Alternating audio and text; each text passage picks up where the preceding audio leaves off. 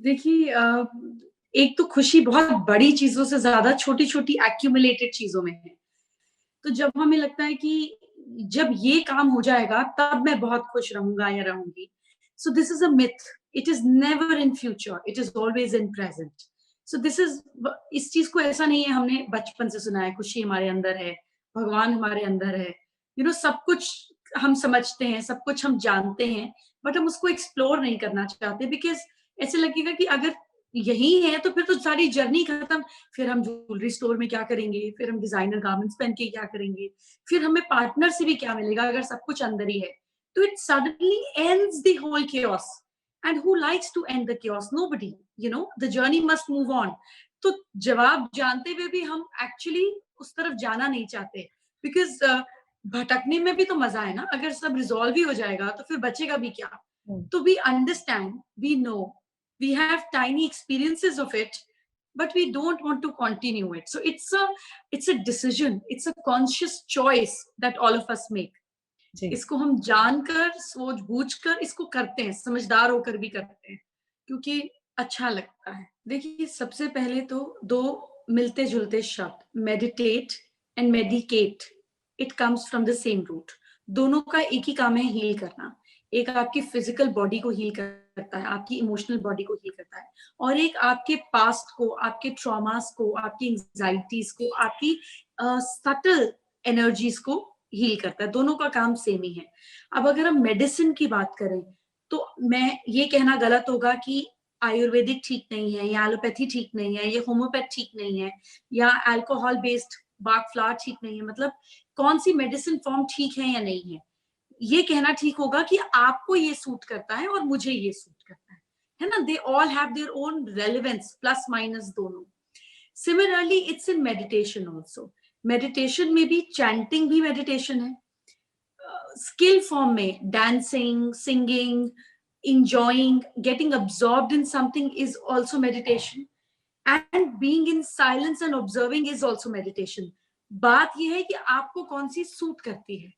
अब अगर जिसको पता ही नहीं कि मैंने कभी किया ही नहीं, वो कौन सी वाली सबसे पहले करे?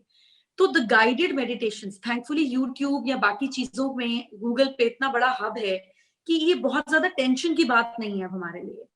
तो आप यूट्यूब पे जाएं और सबसे पहले डालें guided meditation for calmness, guided meditation for piece, guided meditation for happiness.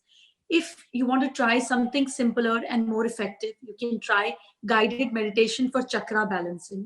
Hmm, chakra balancing क्या होता है ये मैं आपको डिटेल में बताऊंगी भी, और इस पर हम और डिटेल में बात भी करेंगे कि जी, ये कैसे काम करता है। It is something which suits everyone. Purpose ये है कि सबसे पहले हमें गाइडेड मेडिटेशन ही करनी है, क्योंकि वो आपको, जैसे अगर आप किसी नई जगह पर गए हैं, सपोज आप इंडिया आते हैं और ताजमहल देखने जाते हैं, जी, आप ताजमहल खुद भी देख कर आ सकते हैं, आंखें आपके पास हैं, legs you can walk on your own, आप पैसे खर्च करें टिकट और जाएं। The moment you hire a guide, आपको सारी डिटेल मिलेगी। ये पिलर ऐसे था, ये इस ईयर में बना, इस ईयर तक चला, इस ईयर में ऐसा हुआ, ये रेपरकशंस आए, ये डिफिकल्टीज आई, आपको मजा आएगा।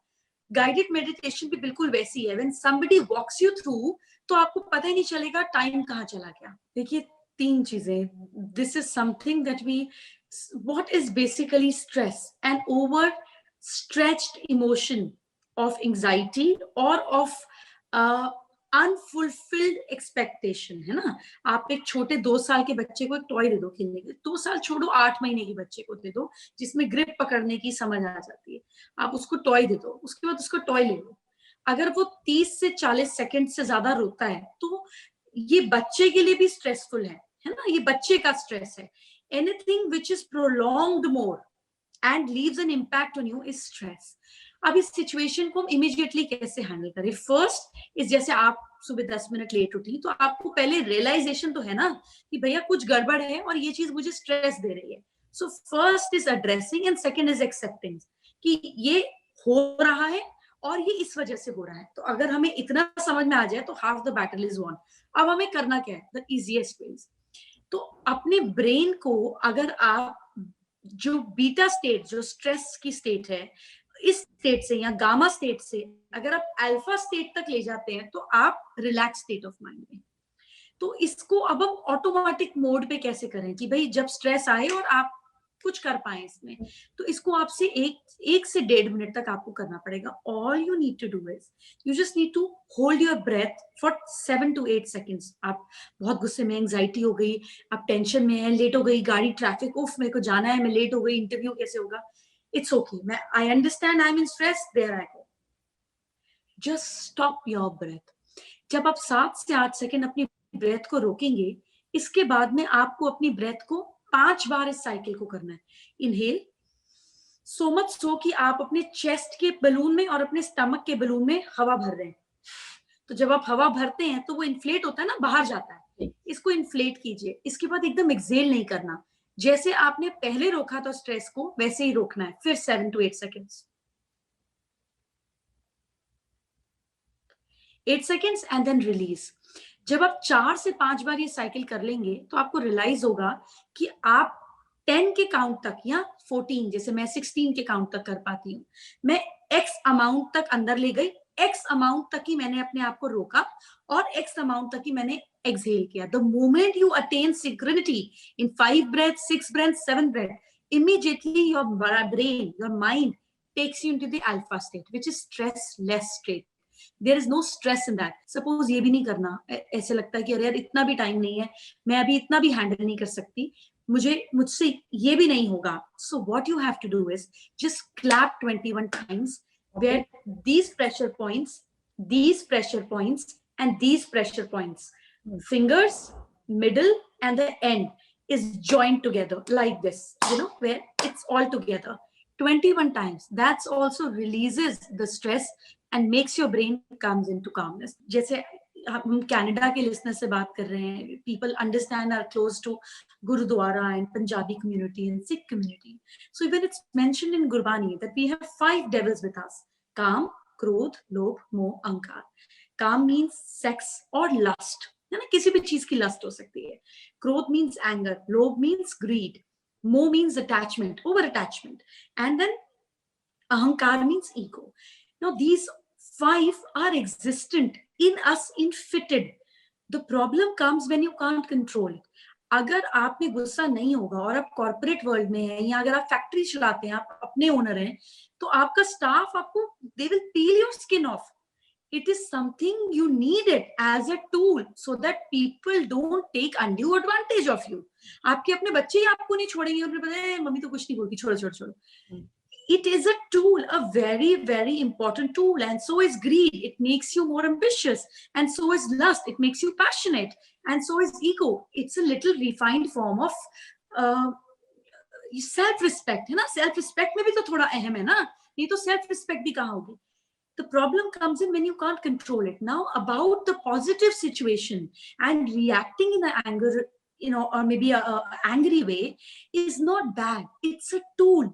The point is that do you realize during that answering back कि मेरे कंट्रोल में है, ये शब्द मुझे बोलने हैं, ये शब्द मुझे नहीं बोलने हैं, अब मुझे बोलना है और अब मैं एकदम से स्टॉप हो जाऊंगा. If you can handle yourself even in the midst of extreme anger, it's not bad at all. The only problem comes when anger handles you. जब आपका मालिक वो बन जाता है तब प्रॉब्लम आती है. जब आप मालिक है तो कोई प्रॉब्लम की बात ही नहीं है. देखिए, नेगेटिविटी और पॉजिटिविटी का जंग हमेशा चलेगा. अब आपके कमरे में अंधेरा हो, आप अंधेरे को थोड़ी ना बाहर भेजेंगे, आप लाइट जला देंगे टक एंड अंधेरा चला जाएगा. सो पॉजिटिविटी जो होती है ये बेसिकली आपके ब्रेन का पैटर्न हो जाती है, plus plus sign and minus minus sign. तो जब आप पॉजिटिव ख्यालों को ज्यादा रखते हैं, ये 100% कभी भी नहीं होगा, ये हो ही नहीं सकता 100%. आप रोड पर एक एक्सीडेंट देख लेंगे, आपके बच्चे को चोट लग जाएगी, आप इंस्टेंट नेगेटिव मोड में आ जाएंगे. This is natural and let it be natural. The point is कि कितनी जल्दी आप नेगेटिव से पॉजिटिव होते हैं. We love ourselves, but do we love ourselves the right way is the question. And how is the right way that your mind understands that you love yourself is when you don't criticize yourself. अगर आप अपने आप को देखकर अपनी बुराई करते हैं तो आपका ब्रेन 80% इस बात को समझ जाता है कि ये इसको खुद से प्यार नहीं है और ये सेल्फ डिस्ट्रक्टिव है. The first thing is that when you look at yourself, you should always see good things about yourself. You should not say कि अरे मेरे तो स्किन पर रिंकल्स आ गए, अरे मेरे तो इधर डार्क कॉम्प्लेक्शन हो गया, इधर पिगमेंटेशन हो गया, मेरा वेट गेन हो गया. अग्रीड ये सारी प्रॉब्लम्स है, मगर देख कर खुद को नहीं बोलनी, so that your brain understands that it's a process of self love. Anything that you see and you say, your brain takes it very seriously, specially when it is about your own son. देखिए, simplest way which I feel, to remain calm, to remain positive, is words around us, है ना? तो जो लोग बहुत ज्यादा हर समय anxiety में रहते हैं, स्ट्रेस में रहते हैं, उठते ही, the moment you get up in the morning, what you see is everlasting with you for the whole day. तो अपने स्क्रीन पर, फोन की स्क्रीन पर, क्योंकि उसको आप 500 बार से भी ज्यादा दिन में देखते हैं, एक अच्छा सा ब्यूटीफुल कोट लगाइए। तो मेरे फोन पर स्क्रीन सेवर हमेशा वो रहेगा जो मुझे पसंद है, जैसे I have screen saver of beautiful image of Mahalakshmi और whoever you believe in, so that जब मैं देखूं तो मैं कॉन्शियसली उससे कनेक्ट करूं जो मुझे सूद करे, जो मेरी इष्ट हो, या जिसमें भी आपका बिलीव हो। You can have a positive motivational quote also. The third thing that I see in the morning and what I do is my hands. तो मैं यूजुअली रात को सोते समय अपने हाथ पर कभी ओम, कभी स्वास्तिक, कोई सिंबल बना कर करती हूँ, because that's the first thing I open my eyes and I see my destiny, that I'm alive. So you have to create things that you first see consciously in the morning, which impacts your brain and tells you that I have to live path of awareness and happiness. It's a choice, but आपको खुद को याद दिलाना पड़ेगा. Even if you're getting tattoos, get it done at a place, see it every day, but it should be reminding you of your goal, your ultimate goal in life. What is it? Is it money? Is it success? Is it happiness? Is it relationship? Is it your family? Is it you being a perfect human being? Is it spirituality? What is it? What is one key word that works for you? Is it your child's name that brings happiness? Is it your spouse's name? Is it your own name? Is it God? Is it a symbol? Is it a dollar sign? What is it? Moment, it's not about good or bad.